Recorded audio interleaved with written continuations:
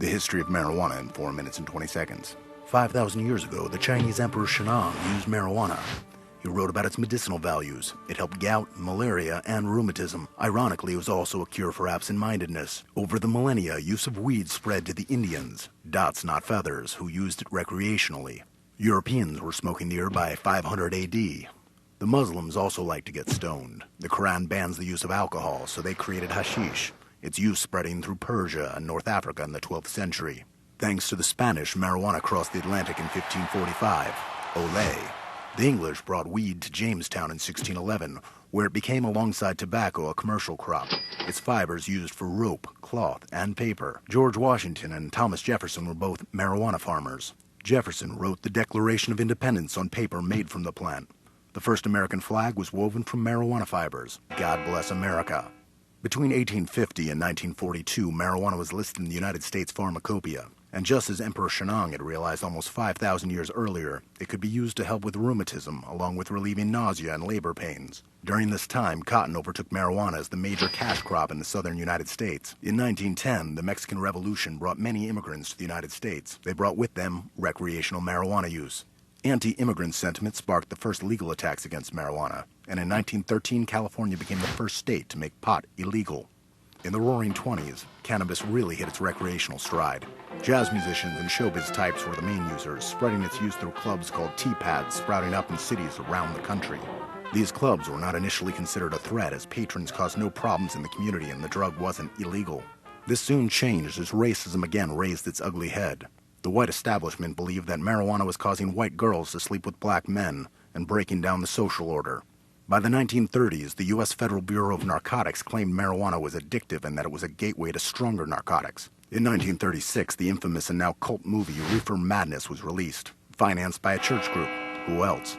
The movie claimed smoking marijuana would lead to manslaughter, suicide, rape, and insanity. By the 1950s, marijuana became part of American high culture, with Beat Generation writers and tokers like William S. Burroughs, Jack Kerouac, and Allen Ginsberg forming the vanguard. The 1960s saw marijuana break on through to the new countercultural mainstream, smoked by hippies, dropouts, war protesters, students, and the Beatles. It became an enduring symbol of rebellion against conformity and authority. Insanity took hold of the U.S. Congress in 1970 when they passed the Controlled Substance Act, the law that classified heroin, LSD, and marijuana as Schedule I drugs. In 1975, the Mexican government destroyed the entirety of its country's marijuana crop. Colombia became the main weed supplier to the U.S., and the drug cartels were born. During the Reagan-Bush years, the war on drugs created a zero-tolerance policy for marijuana use. Mandatory sentencing for possession explodes the prison population. Millions of young men, mostly black and Hispanic, are incarcerated for nonviolent drug-related crimes. The prison industrial complex rises. Today, the United States has 25% of the world's prison population and incarcerates more of its citizens than any country in the world.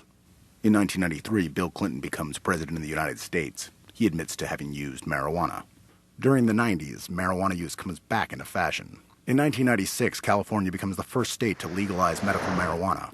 Alaska, Oregon, and Washington follow suit in 98. Maine does the same in 99, as do Nevada, Colorado, and Hawaii in 2000.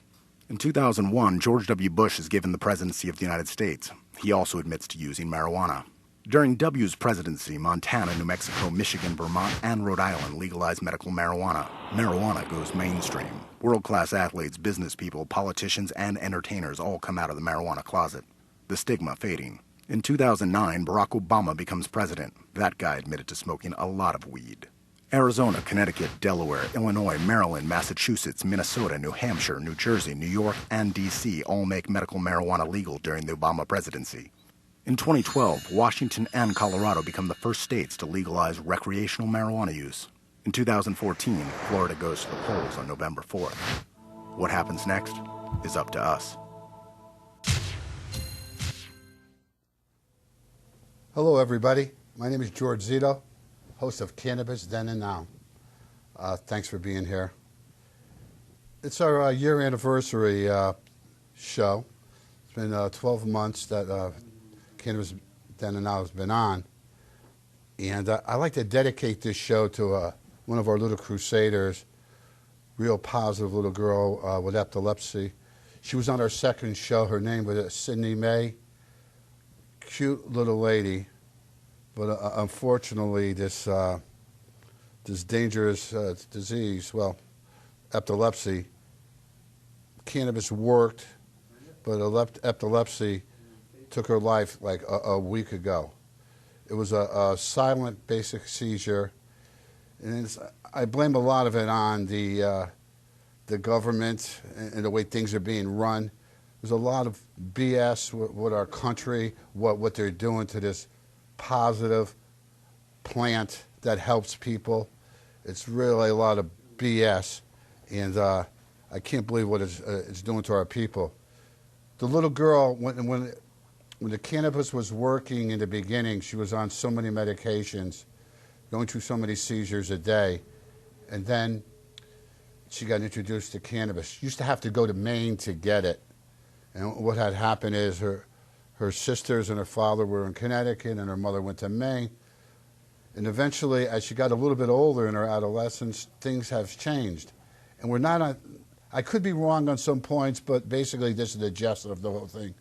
As she got older, the CB changed, different things changed, and we don't change. We're not doing enough of research to help people with it. We weren't ready for that change, and she had like a little silent seizure, but as God takes care of us, all His children, she passed away on her dad's lap. So this show is for our little lady in purple, Cindy May. And I've got a quick 1 minute 40-second clip, and we're going to run it. And Cindy, you're in our thoughts, and strength to your family. And we'll talk some more later. Go ahead.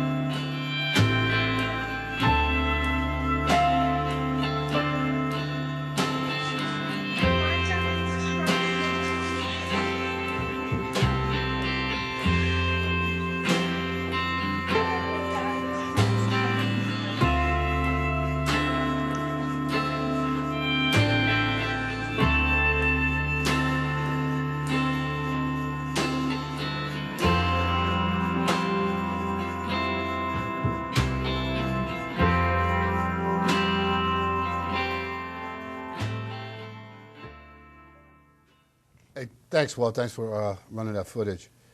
Yeah, our little girl is, she's gone. You know, we have to fight for the pediatrics bill. Right now, it's, Brian will give us some more facts in a second. It's at the House. We need to get this bill passed. Who knows? Maybe if it was passed here last year, our little lady, our little crusader would have been with us. But, Brian, give us a little update. What's going on with that pediatrics bill? Then we're going to talk to the rest of my family. Absolutely. Children in Connecticut have moved closer to accessing medical marijuana. A bill that plans to expand the access into pediatrics passed the legislature's Public Health Committee. Once or if this bill moves via legislature, is signed into law, patients under the age of 18 would have access to forms of extracts, disallowing smokable forms to children. One of the biggest needs of medical marijuana for children and pediatrics in general is in the treatment of seizures. Through committee testimony, Susan Meehan explained how Cindy May's epilepsy, which the poor young Cindy May did succumb to in the middle of this month. Sudden, unexpected death in epilepsy is what has been ruled in Cindy May's passing. However, this should always stay in one's minds and hearts, as more needs to be learned of the healing properties of medical marijuana, and why is it needed in Connecticut and all states around the world. Public Health Committee co-chair Representative Matt Ritter has been quoted as saying, We are allowing people in serious pain and families in agony to have an option. Thanks, Bray. You're welcome. Well said, well said. My friend Judy here, quite the lady here, unbelievable. Thanks. She brought a few of her friends that she helps out quite a bit, and they have some life experiences, my buddy Bill and Tina. And this, let me show you this picture of my friend Bill here. Zero in on this.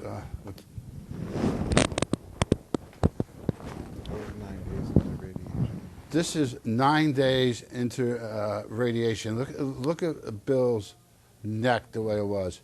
And it got worse until, well, I'll have Bill tell the story. But, you know, miracles do happen every day. We have my friend Bill here right now. And let me tell you. Bill, tell us what's going on, brother. What happened? Well, I was diagnosed with cancer, thyroid cancer, in August of '08. And I had my thyroid removed soon after. And after that, they recommended that I went for radiation treatments. I had radioactive iodine treatments 2 times, and that made the cancer spread on me. And I ended up having a few operations on my neck, my thyroid bed, which led me into radiation treatment. During that time, I had a new cancer that was formed that was aggressive and untreatable, chemo-resistant.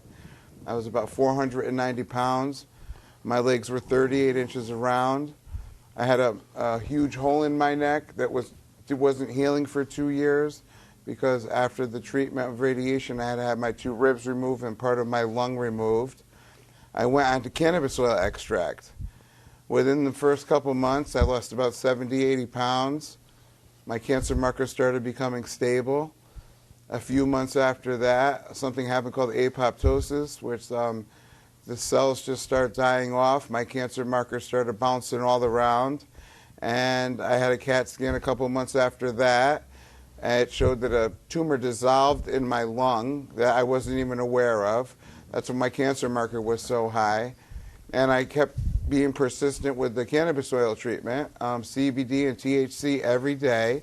And 3 months after that, I had another CAT scan, and I found out that I'm in complete remission with an untreatable cancer that less than 5% of people live with. Stage 4 metastasized thyroid cancer. Hurthal cell, follicular, and papillary. All gone because of cannabis oil. The last time I saw you, and I even said this to you, the difference honestly is night and day. Yeah, it changed my whole entire life. It really is. It changed my life. Absolutely. Everybody should give it a try. I recommend that people research it, and if you do ever get a diagnosis, before you do any answers, say yes to anybody, do research. Billy, how many medications were you on before you had the cannabis? I was taking 43 pills a day and narcotics, and now I take no narcotics at all, and I take my 2 thyroid pills and some blood pressure medicine. That's it.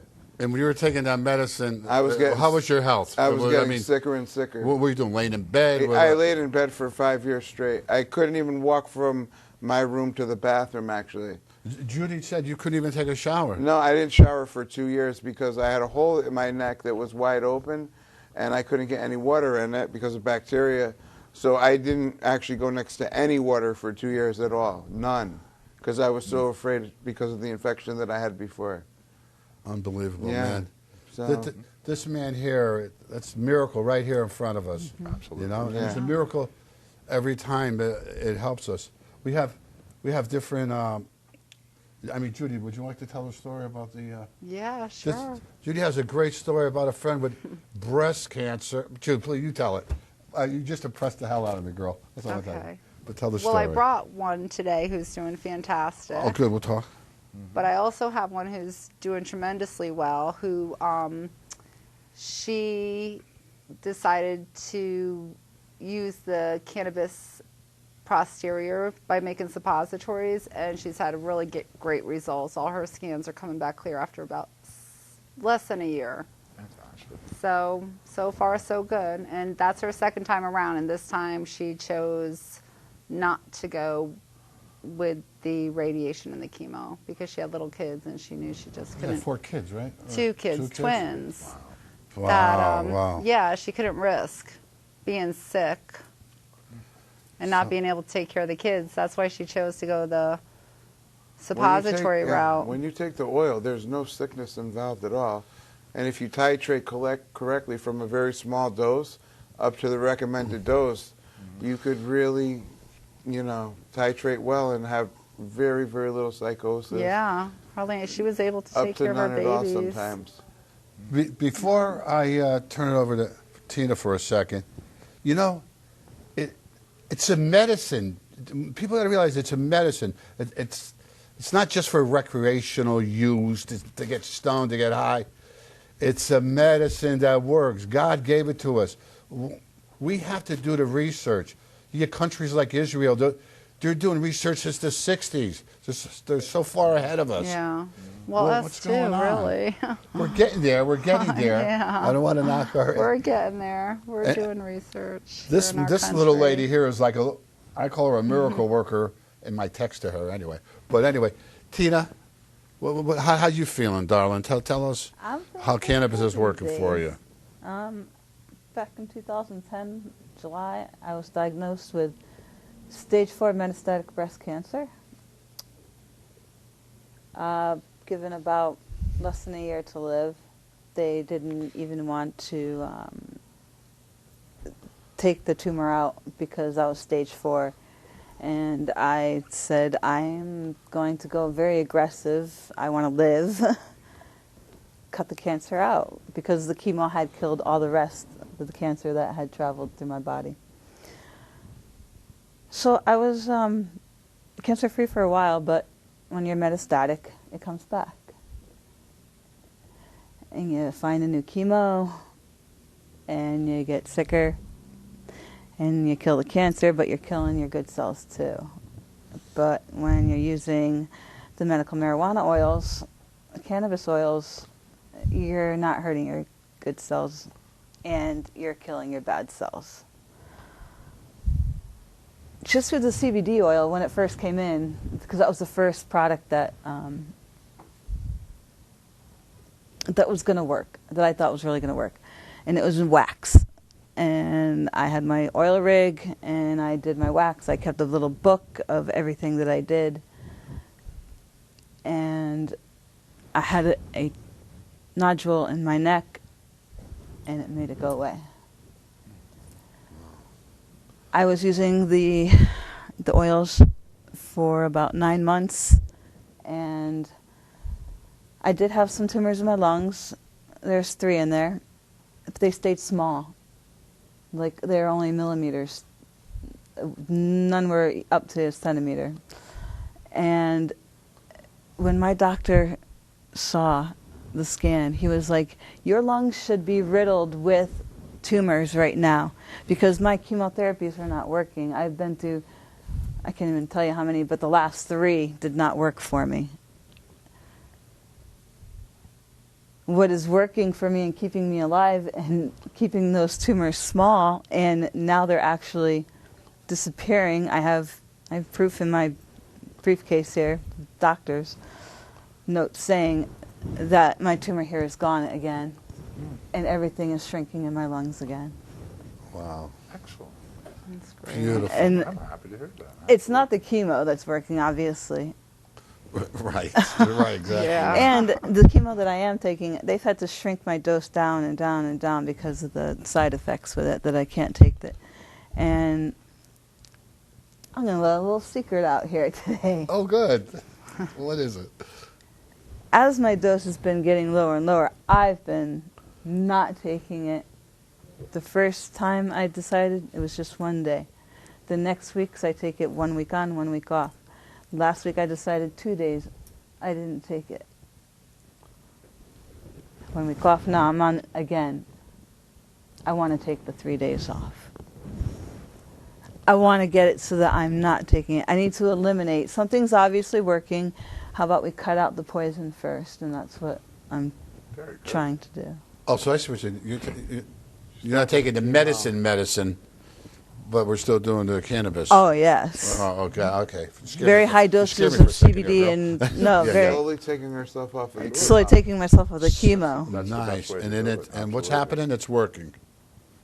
She looks great. The chemo you do again, it. though. I mean, how many times have you been And through if people it? decide to do chemo, radiation along with the oil, it actually protects a lot of your cells Yes. and pinpoints the cancer cells.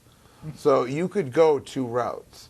You could do traditional medicine with the oil, Okay. or you could go against all of it and just do the oil like I did. And Or you I could do- wanna get or there you could do it, soon. Judy. or you could do what she's doing. Tina. Cutting down back on it. Yes. What do you think, Judy, about Yeah, both no, methods they're work, doing right? great. Yeah, no, they're doing fantastic. I mean, a lot of people come to the center once the radiation and chemo, the doctors just can't do anything else for them too, and that's sad. It's nice for people to have the opportunity to work with the doctors and to work with the cannabis oil, Right. you know. And you see a lot of people getting better. Oh my gosh, even animals, people are telling me animals. things. Yeah, I even was fortunate enough for somebody to send me some pictures of one of their dogs that had Shall we show cancer. the public what it could do? I mean, it's kind of cool to see cancer being cured from the outside in. I mean, here we're talking about it, and it's Right. hard to believe and imagine.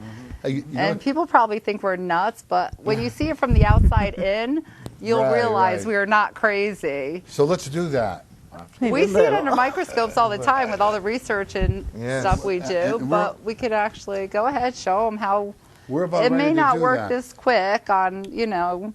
This was done by. I'm going to take you through 4 stages, and it was 6 weeks. Yeah, 6 weeks 6 to weeks. We're talking 2 miracles months here. maybe. What's the matter? Let's get together here, everyone. This was a dog with an open cancer wound. Could please zero in on that? Yeah, she said she woke up one morning and it had just exploded. And that was 2 weeks after the vet was treating it with antibiotics and iodine. That's all they could do. Do you hear that, folks? Antibiotics and iodine. Then an intelligent, beautiful heart, God-gifted person came up with, what did they come up with? I think they made a cannabis? topical. They made an Ointment. oil with cannabis oil with... Coconut oil works wonderful. Right. With coconut oil. And that's the first time they noticed. Then let me show you just a week later. Notice the hole. Getting smaller. Huge difference. Just by rubbing in the mixture. Huge difference. And she was This is- squeezing out a lot. Now this of, is what, 3 weeks here, this picture? Yep. Every other week she Every other week. was taking a photo of it. And you know what? Let's come up with the final picture. Here it is right here. This is amazing. This is the dog. Friends, brothers and sisters, cannabis, it works. There's dispensaries. They know how to use it. They're doing all the right things. Yeah, We need our Colorado's medicine. using it on animals, the vets. The vets are using it. We got to use it on our children. The pediatrics has to be Yeah, accepted. it's got to get passed. We're fighting to fight. Absolutely. We're Absolutely. fighting to fight. CTV was at mud volleyball. First time in 29 years that a cannabis team was represented at the Epileptic Foundation mud volleyball down in August. We were there, and Hemp TV was there, Hemp CT, and they sponsored our friend Sidney Day, and we were there. And we lost the game 1-60, but hey, too many brownies. But We'll win this year. We'll win this year. but this year we're going to try. No brownies.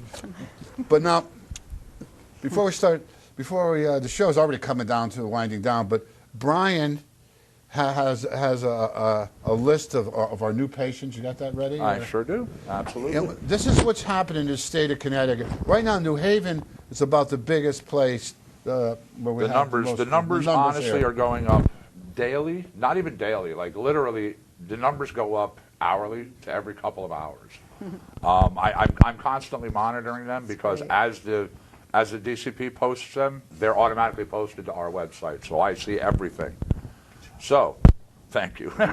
Number of registered patients is now 9,407. Fairfield County has 2,125 people.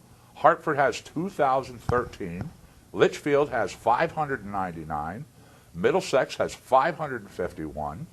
New Haven, 2,394. New London, 994. Tolland, 401. And then wrapping it up with Wyndham with 329. Wow. So, That's great. absolutely. The state understands. It helps people. It's needed. It's here. So we have to keep pushing. We have to keep going forward.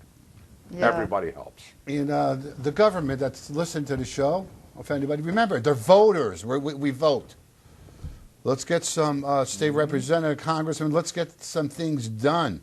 Let's cut the BS and get it done. Yeah. I mean, you know, we need it. It helps. And the economy, it helps everything that we stand for. The adults with epilepsy, they're doing great on the program. Let the kids have it now. Right. I've never understood that, how they say. I know. They've proven it's good as a medication. Okay, you can have it. But We I'm have so sorry, you many can't have it if you're epileptic below 18. kids, as soon as they turn 18, their parents are having them get their card Yes, to come yes. on in. We need to stop being hypocrites. Yeah. agree. We stand here and Crazy. say, I do They it. want to live seizure free. Absolutely. We stand here and sit here and say, I take it, it's a medication, it helps me. We need to let everybody have that option. Yeah, give it to the kids. Absolutely. Folks, ask yourself that question. Do you want your kids to live seizure-free? You know, pass the bill, support us. We're all trying to go, a lot of us go in different directions. We need to go in one direction, one fine point, and go straight ahead and band together so we can get these things done. Yes, sir. Brian, you agree, I know. April I know 5th. you agree. April 5th is the... 100%. April- Yes, yes, huge thing, really quick. April Just mention 5th, yes. that. I know April we're 5th. done. April 5th up in Hartford. People are going there. There's a legalization informational hearing. Look into it. It's all over. Call. Please call, write, go there. Do your part, any part. Remember, April 5th, the state capitol. Yes, first Yeah, we thing. wanna in the Cannabis morning. pass Then and Now will pediatrics. be there. We need you there. Norma will be there. There you go. We'll all be there. All right. Now, let's, I guess, you know, we had a great show. Bill, I want to thank you for coming down on the show. You did a great job, you fella, very know? much. Amazing. Tina, Really good. thank you, Tina, for being on the show. Thank you. Thank you for sharing your story with us. You know, Absolutely. this is what it's all about. Cannabis Then and Now. We'll spread our message. We'll be on YouTube. Like us on Facebook. We'll try to help wherever we can. You know, if anybody has a problem, please contact us. We're on Facebook, Cannabis Then and Now website. We're here. We're there. We're everywhere. Let's fight the cause. We're Yes, sir. crusaders, guys. It's Do up research. to us. It's on Google. Research just it. Google it. Research. That's how I figured out my cure. There we go. Good luck, everybody. Thank you for being here, everybody. Everybody say goodbye, please. Teaching people who don't understand.